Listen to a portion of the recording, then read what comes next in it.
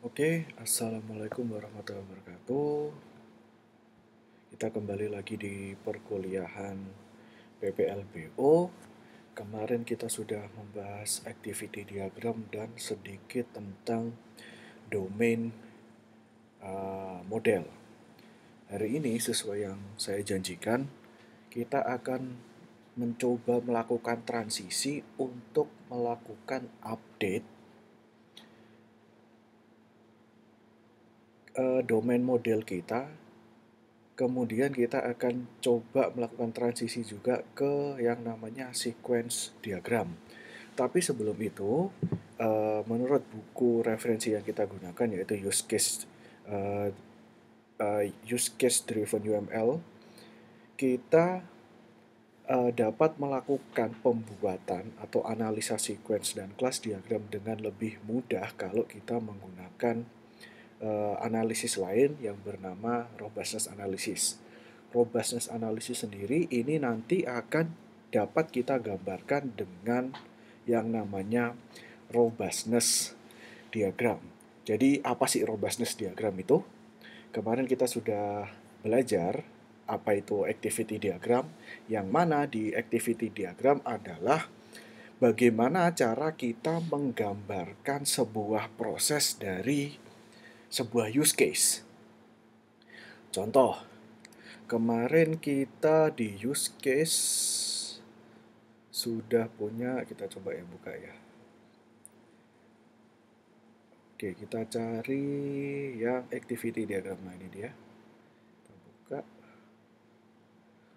Oh, ini activity diagram. Kita kemarin punya use case yang namanya user register. Oke, di sini pasti ada user register. Saya buat apa enggak ya? Ini register member ya. Oke, harusnya sama. Jadi si register member ini kita detailkan menjadi sebuah aktivitas use case. User register ini jalannya kayak gimana nih? Nah, kita detailkan dengan menggunakan activity diagram. Kira-kira bentuknya kayak gini, seperti yang kita buat kemarin. Tapi dalam hal nanti kita melakukan analisis, khususnya untuk analisis ke kode, dengan menggunakan activity diagram itu masih belum cukup karena kita belum dapat menggambarkan mana interface-nya, mana logic yang harus kita lakukan atau proses yang harus kita lakukan, kemudian mana data atau objek yang kita butuhkan. Di dalam activity diagram, di sini tidak ada yang menggambarkan seperti itu, hanya flow bagaimana use case itu berjalan. Untuk itu, menurut buku kita yang kita gunakan, si robustness analysis, gambar yang ada di tengah ini adalah satu cara atau metode untuk mendekatkan gap antara apa yang bisa dilakukan sama user dan bagaimana diterapkan dalam kodenya. Di sini kalau kita lihat gambarnya, di what analysis ini adalah diagram use case. Kemudian di how analysis, bagaimana sistem bekerja secara detail, ini digambarkan dengan nanti yang namanya sequence diagram. Kemudian dengan menggunakan robustness diagram, di sini nanti kita juga akan bisa melakukan update pada domain model kita sehingga nanti bisa sedikit demi sedikit akan berubah menjadi kelas diagram karena kita tambahkan fungsi ataupun atribut.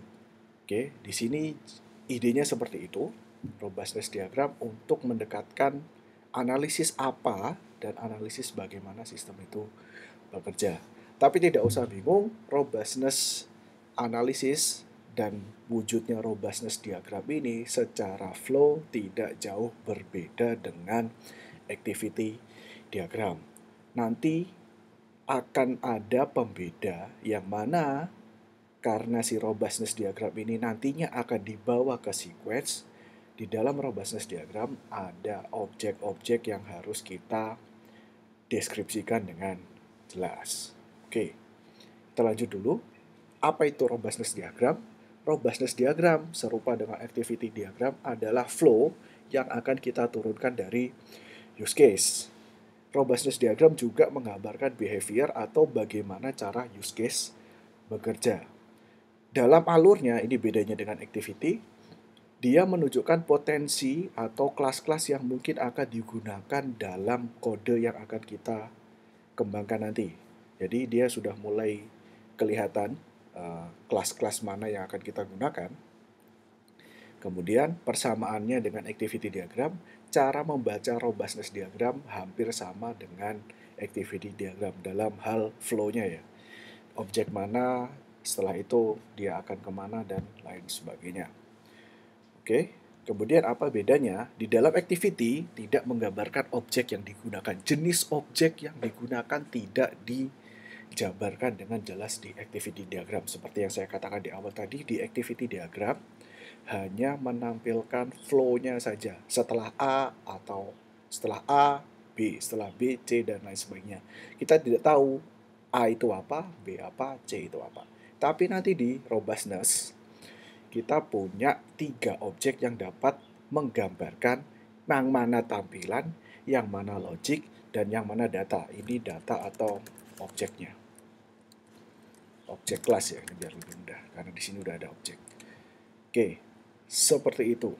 Nah, 3 objek ini digambarkan dengan lingkaran seperti ini. Yang pertama ada yang namanya boundary object. Si boundary object ini menggambarkan interface yang digunakan untuk berinteraksi antara user dengan sistem. Contoh yang paling gampang, interface adalah sebuah tampilan web page, desktop GUI, atau yang lain sebagainya. Ini apapun yang dihadapkan ke user, yang mana user bisa berinteraksi dengan sistem melalui objek tersebut, itu namanya boundary object. Jadi paling gampang ya tampilan memang. Dan tampilan sebenarnya tidak harus GUI, karena seperti terminal ini juga merupakan sebuah interface. Ini juga boleh, yang jelas itu adalah sebuah interface. Kemudian ada yang namanya entity object, bentuknya lingkaran, ada garis bawahnya di bawah. Entity object ini menunjukkan data atau kelas dari domain model yang sudah kita buat kemarin. Jadi datanya itu diambil dari mana, diambil dari kelas yang mana, itu kita gambarkan sebagai entity object. Kemudian untuk objek yang terakhir di robustness diagram ada yang namanya controllers. Ini dia, bentuknya lingkaran dengan panah counterclockwise ya, ini berlawanan dengan arah jarum jam. Isinya adalah logic, artinya ngapain sih ini sistem. Untuk menggambarkan ngapainnya si sistem itu harus dengan menggunakan controller. Oke, dan controller ini nanti yang akan menghubungkan antara boundary dengan objek. Oke, kita pahami dulu di sini. Yang ini tampilan, yang ini data atau objek kelas, yang ini adalah prosesnya, bagaimana sebuah sistem akan memproses apa yang dilakukan sama user dan apa yang akan diambil dari objek. Oke, bentuknya diingat, boundary lingkaran ada garis di kiri, objek lingkaran ada garis di bawah, controller lingkaran ada tanda panah counter clockwise atau berlawanan dengan arah jarum jam. Oke. Kemudian ada rules yang harus kita gunakan dalam membuat robustness diagram. Kita analogikan dulu seperti yang ada di bawah ini. 3. Boundary object adalah sebuah kata benda. Entity object adalah kata benda, controller adalah kata kerja. Boundary object nouns, entity object nouns, controller adalah sebuah verbs. Sehingga terdapat aturan kata benda dapat berkomunikasi dengan kata kerja. Artinya kata benda dapat dihubungkan dengan kata kerja. Oke? Jadi dapat dihubungkan. Kemudian kata benda tidak dapat berkomunikasi dengan kata benda yang lainnya. Sama-sama benda kok ngomong, kan agak serem juga ya. Nggak boleh. Lanjutnya, kata kerja dapat berkomunikasi juga dengan kata kerja. Jadi antara controller dengan controller boleh dihubungkan. sambungkan. Kemudian saya menemukan rules lain di website Visual Paradigm. Ini cukup lengkap juga ya di website ini. Ini dia. Karena tadi kita tidak menyinggung aktor di website Visual Paradigm yang URL-nya ada di sini, Robustness Analysis Tutorial. Aktor kita tahu kemana sudah bahas, dapat berbicara dengan objek atau berkomunikasi dengan objek. Ini contohnya. Kemudian boundary object, tampilan, can talk only to controller and actor. Hanya dapat ngomong sama aktor atau controller. Gak boleh ngomong sama entity. Di sini udah ada contohnya. Boundary tidak boleh ngomong ke entity. Not allowed, gak boleh. Kemudian entity object can only talk to controller. Ini tadi sesuai dengan rules yang ada di sini. Kata benda dapat berkomunikasi dengan kata kerja. Kata benda tidak boleh ngomong dengan kata benda. Entity adalah kata benda, hanya boleh ngomong sama kata kerja. Kalau entity berkomunikasi dengan boundary, tidak boleh. Controllers can talk to boundary object, entity, and other controller, but not actors. Karena controller ini ada di dalam sistem. Harus ada perantaranya dulu, baru dia bisa ngomong. Berarti controller boleh ngomong sama boundary, boleh ngomong sama entity object, tapi tidak bisa langsung dengan aktor. Ini contohnya. Ini tidak boleh. Aktor dengan entity, ini yang salah ya. Ini juga tidak boleh karena aktor harus ngomongnya sama can only talk with boundary object. Harus sama tampilan. Nggak bisa dong tiba-tiba aktor kita mengakses kelas atau data yang ada di dalam sistem. Nggak bisa. Semua harus diperantarai dengan tampilan dulu. Secara logiknya kan seperti itu. Oke, ini di sini ada contohnya. Yang boleh ini boundary dengan controller boleh, controller dengan controller boleh, controller dengan objek boleh. Ini menunjukkan directionnya. Objek ngomong sama sini boleh, ini ngomong sama sini boleh. Yang tidak boleh aktor ke controller langsung ke aktor nggak boleh, aktor ke objek entity nggak boleh, begitupun sebaliknya.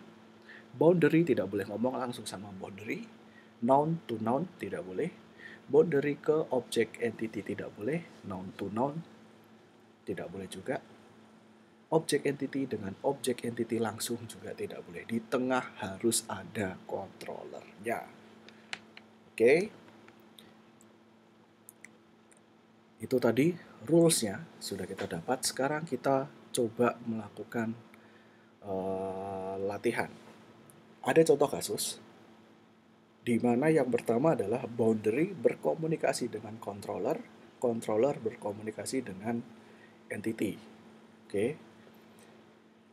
Yang kedua, entity dengan entity, controller dengan controller, boundary controller. Oke. Kira-kira gimana ini? Mana yang benar dan mana yang salah? Oke. Coba diperhatikan baik-baik dengan analogi noun dan verbs. Oke. Kita kasih coba waktu berapa lama? Gak usah lama-lama. 5 detik ya. Udah kelihatan dia harusnya. 1, 2, 3, 4, 5. Boleh di pause dulu videonya kalau memang pengen melakukan analisa. Kalau sudah melakukan analisa, silahkan dilanjutkan videonya. Oke, kita bahas. Sekarang kita petakan satu persatu. Boundary adalah sebuah noun. Kita tulis N. Kasih warna merah. Controller adalah sebuah verb. Kita kasih warna merah. Entity adalah sebuah noun. Oke. Kita kasih warna merah. Berdasarkan peraturan yang sudah kita pelajari sebelumnya, noun dengan verb dapat berkomunikasi. Verb dengan noun bisa berkomunikasi. Sehingga untuk kasus yang pertama ini sifatnya adalah robustness analysis yang akan kita wujudkan ke diagram ya nanti. ini valid. Oke, valid. Saya kasih warna biru. Kelihatan. Valid. Oke, kita lakukan analisa yang kedua. Entity dan entity. Entity object dengan entity object. Ini noun dengan noun. Kata benda lawan kata benda. Hasilnya berarti invalid. Oke. Yang ini kata kerja dengan kata kerja. Kita tulis verb dengan verb. Oke. Berarti tadi aturannya kata kerja boleh ngomong juga dengan kata kerja. Berarti ini valid. Lanjutnya, boundary, noun, ngomong dengan boundary, noun lagi kata benda dengan ngomong kata benda. Kemudian ngomong dengan verb. Kita lihat. Bagian yang ini valid, bagian yang ini invalid. Namun kita melakukan analisis secara keseluruhan. Berarti yang semua ini akan menghasilkan robustness analysis yang invalid. Karena noun ngomong dengan noun. Controller, meskipun di sini benar, tapi yang depan salah. Oke, kita kasih warna biar apa? Oke. Apa? Noun, verb, yang ini invalid. Kita kasih warna lagi. Oke. Sekarang kita masuk ke contoh kasus. Oke, kita akan masuk ke contoh kasus. Langsung saja kita akan buat di Star UML. Kemarin kita punya satu use case. Saya buka tambah buku. Oke.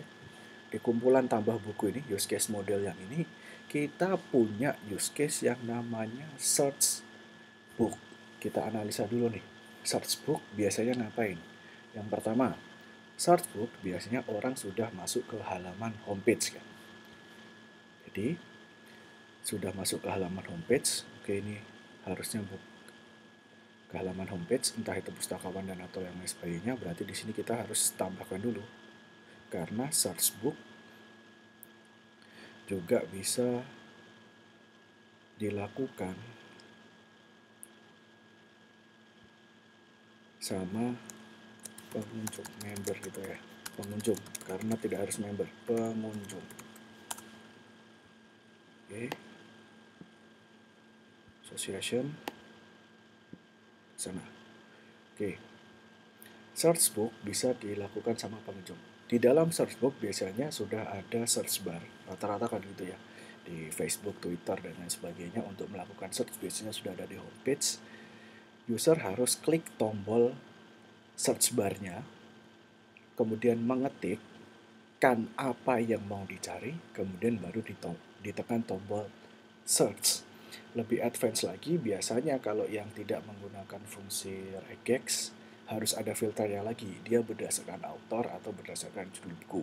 Tapi di sini kita taruhlah sistem kita sudah canggih. Kita tanpa harus membedakan apa yang diketikkan adalah seorang author atau judul buku. Si fungsi search book sudah otomatis bisa melakukan pencarian, gitu kan ya. Oke. Skenarionya harus kita tulis. Kemarin kita sudah coba tulis di SRS kalian poin-poinnya. Kemarin di SRS sudah ada poin-poin, itu sedikit menggambarkan yang namanya use case scenario. Tapi alangkah lebih detail untuk dibuat semacam seperti ini. Nanti ini akan membantu juga kalau kalian perhatikan di bab 3 di buku template SRS yang kita gunakan ada yang namanya basic course dan alternative course. Kemarin sudah saya singgung sedikit di sini. Di basic course adalah flow. Ini boleh dalam poin-poin ya, tapi saya buat deskripsi biar lebih enak. Adalah flow, basic course adalah flow normal yang biasanya kita gunakan untuk mengakomodir sebuah use case. Di sini saya punya use case yang namanya search book. Biasanya orang kalau mau search book gimana sih? Nah, ceritanya kayak gini. Pada halaman homepage terdapat search bar untuk mencari buku di perpustakaan. Oke, user memasukkan kata kunci pada kolom search bar. Berarti kolom search bar ini ada di halaman homepage. Oke, ada di halaman homepage. Nah, saya bold biar tidak bingung. Kemudian user mengetikkan kata kunci berupa author ataupun judul buku. Buku. Kemudian user melakukan klik tombol search. Setelah mengetik, klik tombol search. Biasanya selain tombol search atau tekan tombol enter ya. Oke, biasanya kayak gitu. Enter atau return. Kemudian setelah di press tombol enter atau ditekan tombol search, biasanya sistem akan melakukan sebuah proses, yaitu dalam kasus ini adalah proses pencarian buku berdasarkan kata kunci yang dimasukkan. Oke, ini sistem. Kemudian, jika ditemukan bukunya, maka akan ditampilkan buku-buku yang sesuai dengan hasil pencarian sistem. Oke. Sampai sini dulu. Ini basic course-nya. Normalnya kayak gini. Kemudian, sebagai software engineer atau system developer yang baik, kita juga harus membuat plan B, plan C, dan lain sebagainya. Tapi plan B, plan C, dan seterusnya kita sebutnya sebagai alternative courses atau alternative path. Jadi kondisi di mana ketika ada satu behavior yang melenceng dari harapan kita harus kita definisikan juga. Karena terkadang ada user yang memang iseng pencariannya aneh-aneh, tidak sesuai apa yang kita harapkan, itu tetap kita harus akomodir. Kalau tidak kita akomodir, bahaya. Kayak gitu. Jadi kita punya alternative course. Yang pertama adalah jika pencarian kata kunci tidak temukan, misal nih ada kondisi di mana pencarian bukunya nggak ketemu baik secara author maupun secara judul buku, maka harus ditampilkan tampilan halaman tidak ditemukan. Selainnya, jika user hanya mengetikkan karakter pada search bar, misal dia cuma ngetik angka 1 atau dia cuma mengetikkan huruf A atau cuma huruf B atau cuma huruf C saja, yang mana kita nggak tahu itu kalau di search berarti kan semua judul buku mungkin mengandung huruf A, huruf B, dan huruf C kan. Kita tidak mau seperti itu pada kasus ini, sehingga jika dia cuma menampilkan halaman, mengetikkan karakter, maka tampilkan halaman error. Oke, seperti itu. Ini adalah patokan user scenario yang akan kita buat. Oke, saya close dulu ini WhatsApp.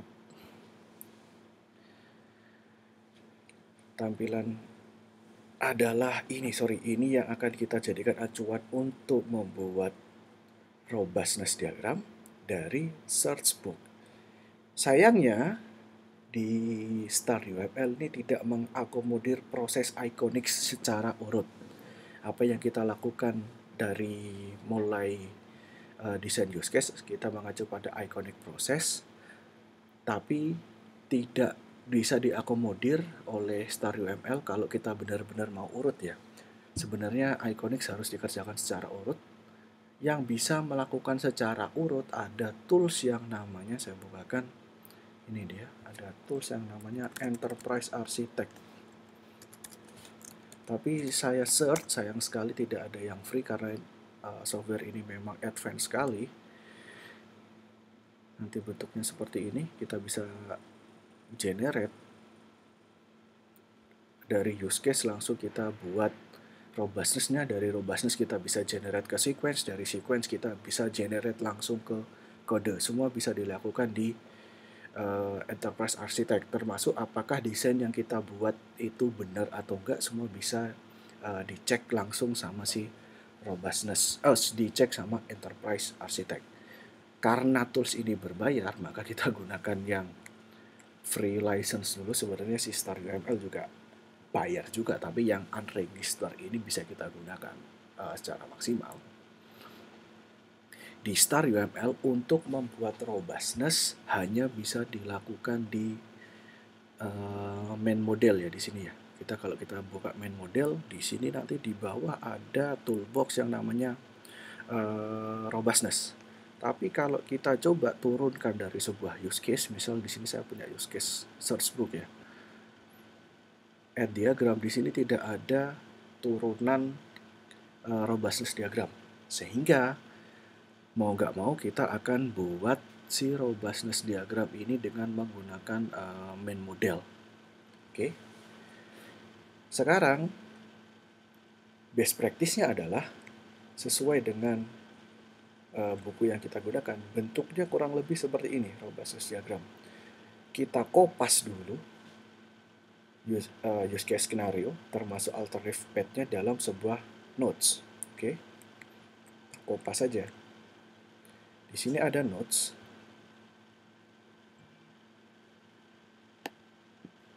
Oke, ini notif Mac. Kita buat besar. Kita kopas. Kita copy paste aja. Copy.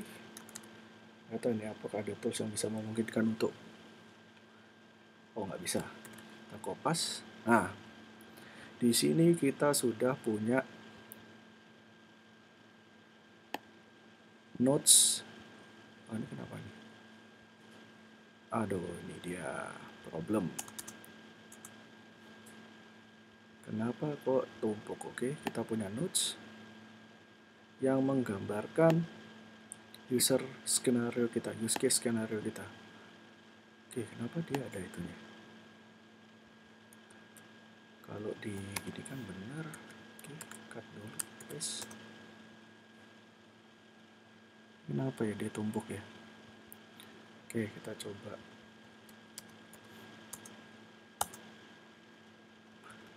Ternyata nggak bisa di enter.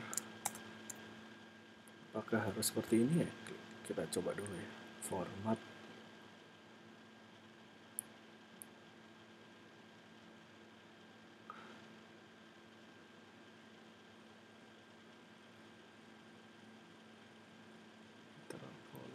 Oke.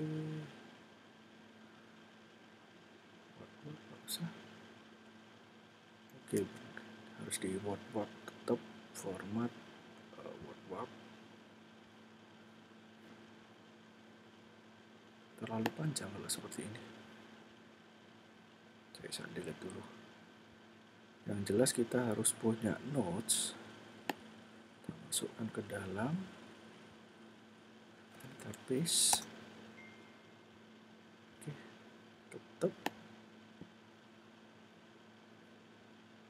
Oke lah. Nanti mungkin ada di tempatnya kalian mungkin bisa berbeda ya, lebih rapi atau gimana. Yang jelas di tempat saya ini ada tumpukan, alternate-nya ini nggak mau.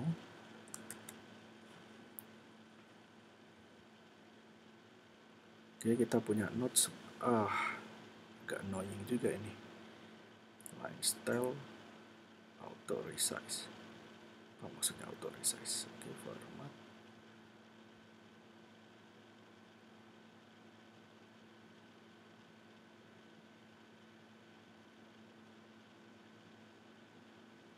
Alignment. Bukan alignment. Ini harusnya kaitannya sama teks. Oke, kita taruhlah seperti ini dulu ya. Oke, ini harusnya rapi. Nggak seperti ini. Yang penting kita akan menggunakan robustness diagramnya. Kita cek, karena itu berantakan ya. Cek, pada halaman homepage terdapat search bar untuk mencari buku di perpustakaan. Oke, kita punya satu tampilan yang namanya homepage. Berarti yang jelas kita punya yang namanya boundary object. Boundary request URL start profile to one to one. Oke.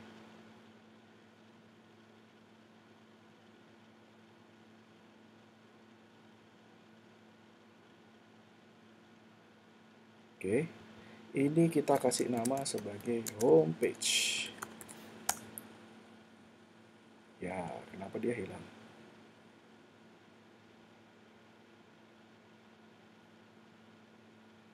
Oke, kita undo.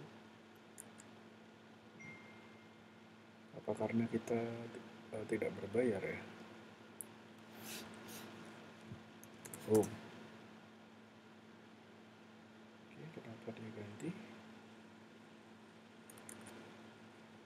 Di sini kok hilang?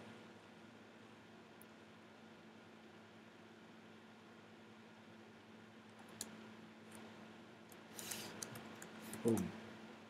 Oke. Kita sudah ganti home. Di dalam home ini ada search bar, biar nggak bingung. Mana propertinya tadi? Boundary home. Ini ada search bar.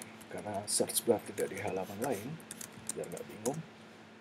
Search bar. Si search bar ini akan diakses oleh user. Kita cek lagi use case skenario-nya.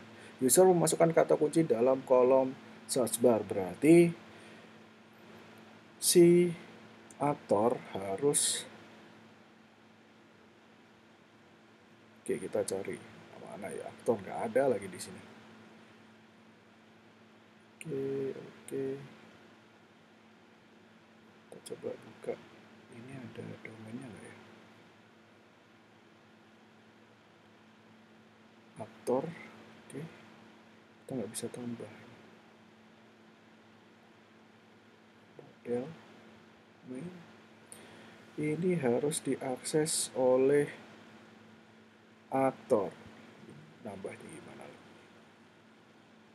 Kita coba kopikan dari register member. Kenapa tidak keluar dia? Nah, ini kalau yang gratisan agak repot juga. Oh, ini di sini. Kita kopikan. Coba kita copy ke main. Kenapa dia lari di sini? Oke. Oke, bisa. Atau mungkin nanti di sini bisa ditambah. Ini harusnya bisa ditambah nih di sebelah toolbox ini. Oke. Buat pustakawan ataupun pengunjung. Oke. Oh, karena di paste jadi nggak mau. Kalau saya ganti, takutnya di sana ganti juga. Oke, kita delete dulu.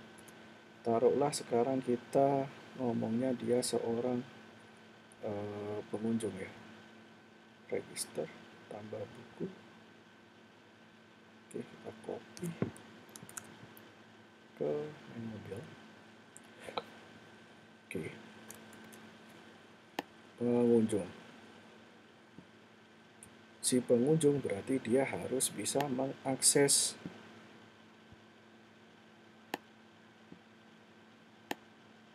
home page. Dalam hal ini akan search bar. Ketika mengakses search bar, otomatis sistem kita akan melakukan rendering terhadap home page ya. Untuk itu, proses renderingnya biasanya harus digambarkan dengan controller. Jadi, ada fungsi yang namanya display homepage. Oke. Display homepage ini akan men-trigger yang namanya tampilan homepage, sehingga kita memerlukan asosiasi directed saja. Kalaupun tidak directed nggak ada masalah. Ini untuk memperjelas kita menggunakan directed. Si home page ini di-generate sama sebuah proses yang namanya display homepage. Ini adalah sebuah controller. Oke, kita cek sekarang. Lanjut. Oke, sudah ada posisi user memasukkan kata kunci dalam kolom search bar. Kata kunci dapat berupa nama author ataupun judul buku, kemudian tekan tombol enter. Berarti setelah di search bar ini, dia akan mengetikkan kata kunci, baik itu author ataupun judul buku, kemudian sistem melakukan pencarian berdasarkan kata kunci. Berarti ada sebuah proses lagi yang dilakukan sama sistem. Oke, berarti kita gunakan kontrol lagi. Oke. Di sini mencari buku. Oke. Kita hubungkan dengan directed. Oke. Dia mencari buku. Mencari bukunya kemana? Mencari buku biasanya dia mencari bukunya ke dalam sebuah data atau objek. Kita punya sebuah collection, sebuah objek yang mana itu pasti adalah koleksi dari buku. Sebutlah kita katalog book ya. Ternyata si objek itu bisa kita ambilkan dari, coba kita lihat di sini kita punya paling standar profile. Wow, di sini bisa kita bikin komplit ya standar profile. Oke, nanti akan kita pelajari. Saya juga baru menggunakan si Star UML ini. Kita coba buka domain. Oke, di domain ternyata kita punya objek yang namanya books. Books ini biasanya juga termasuk dari bagian, kalau kita buat kelas lagi, ada yang namanya books catalog. Catalog W. Oke. Ingat kemarin adalah has a berarti kita pakai generalization ya. Oh sorry, di sini bukan pakai yang ini. Kalau di kelas diagram kita pakai, oh nggak ada di sini. Aggregate. Book catalog has a book. Oke. Berarti di sini kita update sekarang domain model kita seiring dengan berjalannya kita membuat robustness diagram. Kita ternyata punya book catalog, yang mana book catalog nanti ini akan digunakan untuk acuan si proses mencari buku ini.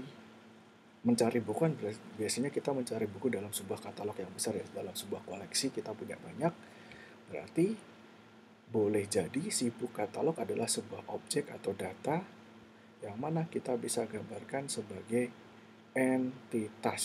Di sini akan masuk yang namanya books catalog.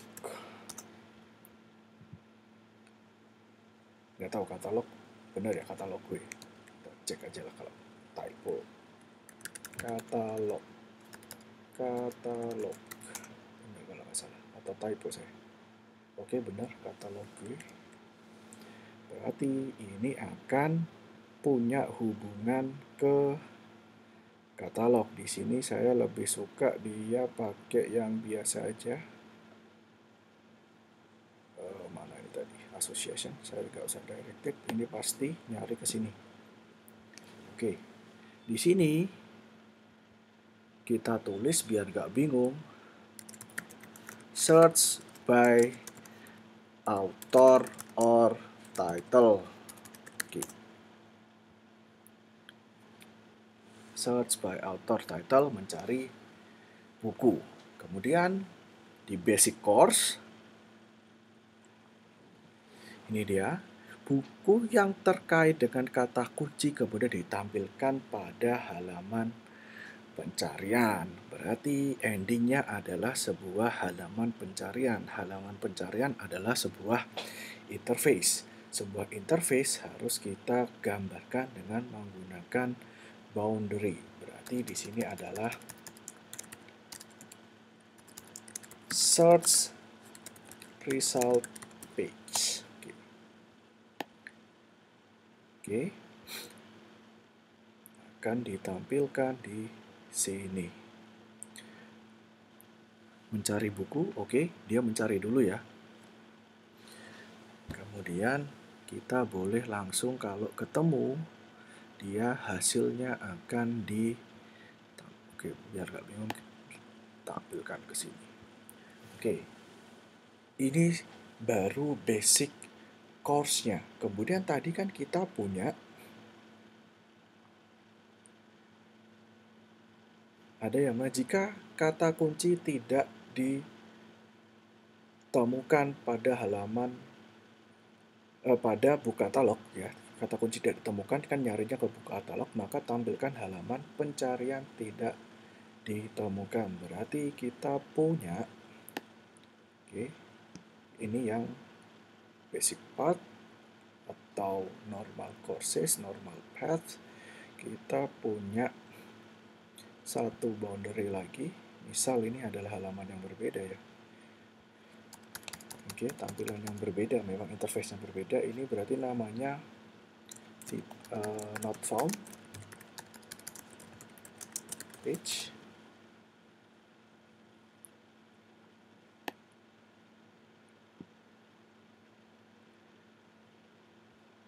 Saya gunakan directed aja lagi.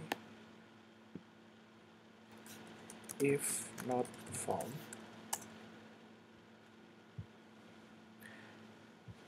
Kemudian satu lagi, yang kedua, ada alternate course yang namanya jika user hanya mengetikkan karakter pada search bar, tampilkan halaman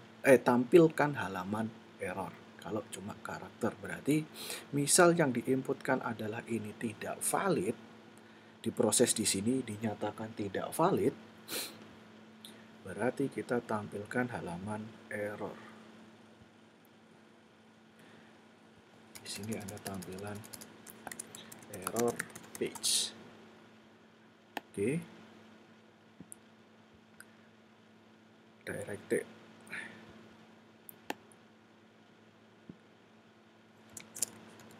If not valid keyword. Oke, biar taruh sinilah. If not valid keyword, dia akan ke error page. Di sini kita sebenarnya bingung. Kalau di Enterprise Architect ada best practice lagi. Kalau yang alternate path itu ininya harus diganti dengan warna yang lain. Misal kalau dia alternate, kita ganti dia warna merah biar nggak bingung. Ini alternate path, yang ini juga alternate path. Sehingga siapa yang membaca robustness diagram kita tahu kalau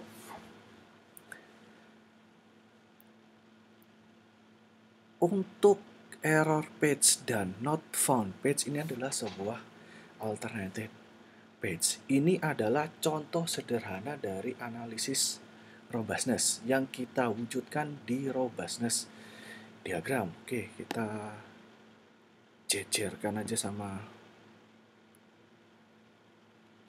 notes-nya ya. Oke. Oh, agak susah ini. Biar rapi. Taruh atas. Ini adalah robustness analysis yang kita lakukan untuk use case. Kita tulis ada teks tadi kalau nggak salah, ada teks biar nggak bingung. Teks mana ya teks ya? Oh, kok hilang teksnya? Teks objek, ini dia. Robustness diagram for search book use case.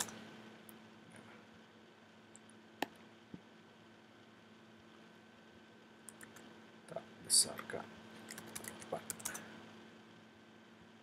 Oke, ini adalah contoh robustness diagram untuk use case search book. Jadi, lebih detailnya nanti untuk setiap use case harus dibuatkan robustness diagram. Di sini kelihatan prosesnya. Tapi selain proses, kita tahu bahwasannya di sini ada proses menampilkan halaman homepage. Kemudian ketika user mencari buku berdasarkan author, kita tahu kita akan melihat data buku dari book catalogs. Kalau ketemu, dia akan menampilkan halaman result. Kalau dia gagal, akan menampilkan halaman error atau halaman not found. Not found kalau bukunya tidak ketemu. Invalid kalau kondisi jika user hanya mengetikkan karakter pada search bar. Tampilkan halaman error. Jika pencariannya tidak valid, akan menampilkan halaman error. Oke, dari course ini selanjutnya kita bisa melakukan update ternyata. Berarti kita tahu di dalam book catalogs ataupun book pasti dia punya author sama titles. Benar kan? Setiap di book catalog pasti dia juga nyimpan author sama titles. Dan di book catalog ini pasti ada fungsi mencari buku, karena kita bisa mencari untuk di book catalog. Sehingga kita bisa update domain model kita.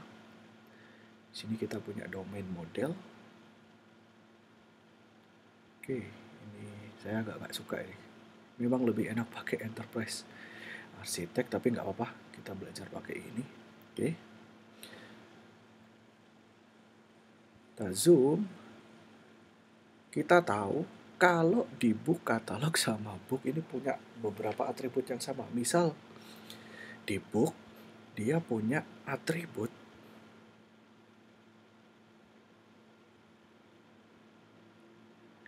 yang namanya author. Oke, dia punya pengarang. Di sini ada tipenya ya. Tipenya adalah sebuah string. Biasanya author tipenya string. Kita juga punya tahu kalau si book ini juga punya atribut lain, namanya buku ya, pasti punya pengarang, punya judul, kita punya titles. Di title ini juga tipenya adalah sebuah string. Oke, Pak, buku nggak cuma punya author sama title aja, dia pasti punya ISBN. Oke, boleh. ISBN bentuknya seperti apa? Biasanya tetap ada dash-nya.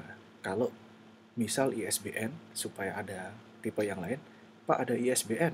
Oke, ISBN biasanya apa? Angka, Pak. Oke lah, kita punya atribut yang namanya ISBN. Dia berupa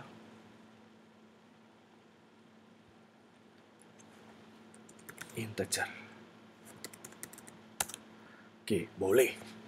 Oke, di sisi lain, misal ini punya yang sama, tapi akan saya buat beda, punya atribut yang sama. Di book catalogs, karena tadi di dalam robustness diagram kita, dia bisa melakukan pencarian, maka mungkin ada kemungkinan kalau di dalam domain kita sekarang kita bisa update bahwasanya di book catalog ada fungsi atau metode untuk melakukan pencarian buku. Benar kan? Tadi kan ada sebuah proses yang namanya search book. Untuk search kita menggunakan yang namanya di sini, harusnya dia ada kotak, harusnya muncul di kotak di bawah ini ya. Kita lakukan operation. Benar nggak dia di bawah? Oke, benar. Ada metode yang namanya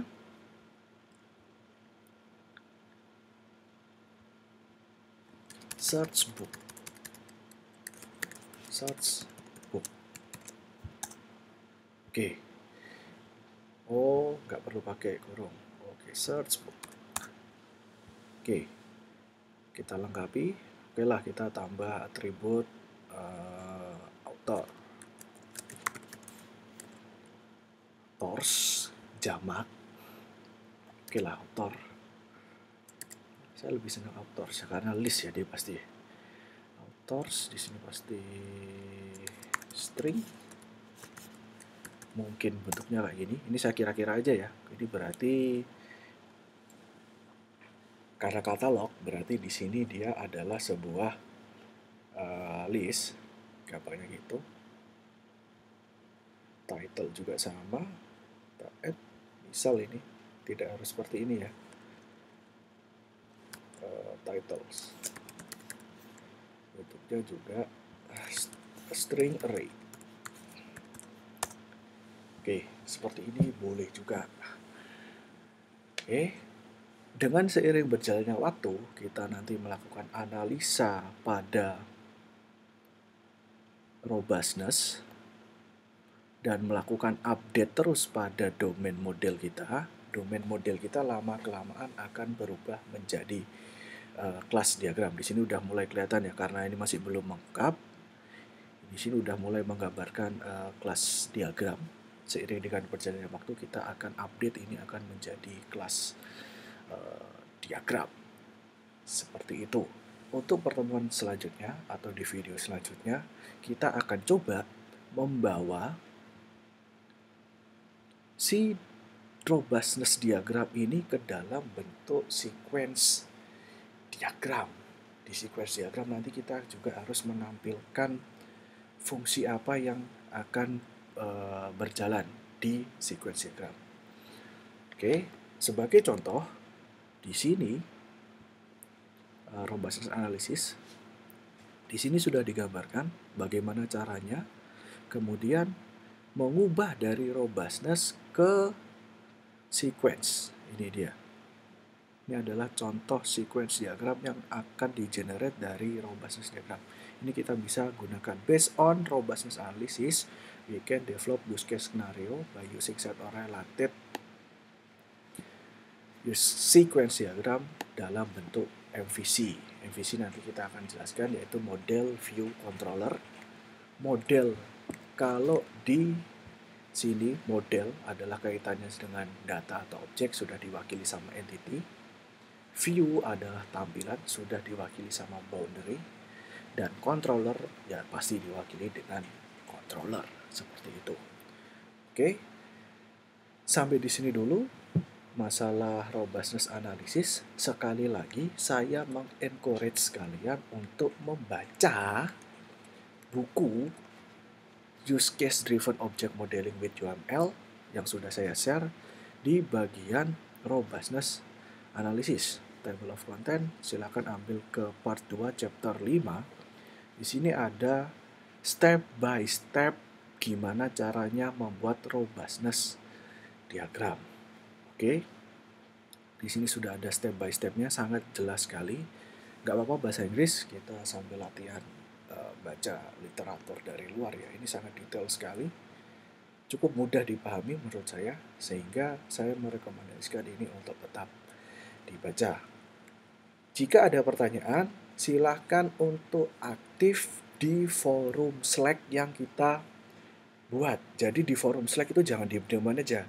Silakan bertanya di situ. Nanti saya harapkan ada interaksi di dalam forum Slack itu. Kalau ada teman yang bisa menjawab pertanyaannya, silahkan dijawab chatting temennya. Bisa dibentuk ke reply atau di mention temennya. Nanti kalau bingung, nanti saya akan juga bantu menjawab di forum Slack. Jadi selama masa studi from home ini kita akan maksimalkan penggunaan pembelajaran video ini dan diskusi dengan menggunakan Slack. Seperti itu. Saya tunggu pertanyaannya di forum Slack. Sampai jumpa di video selanjutnya. Wassalamualaikum warahmatullahi wabarakatuh.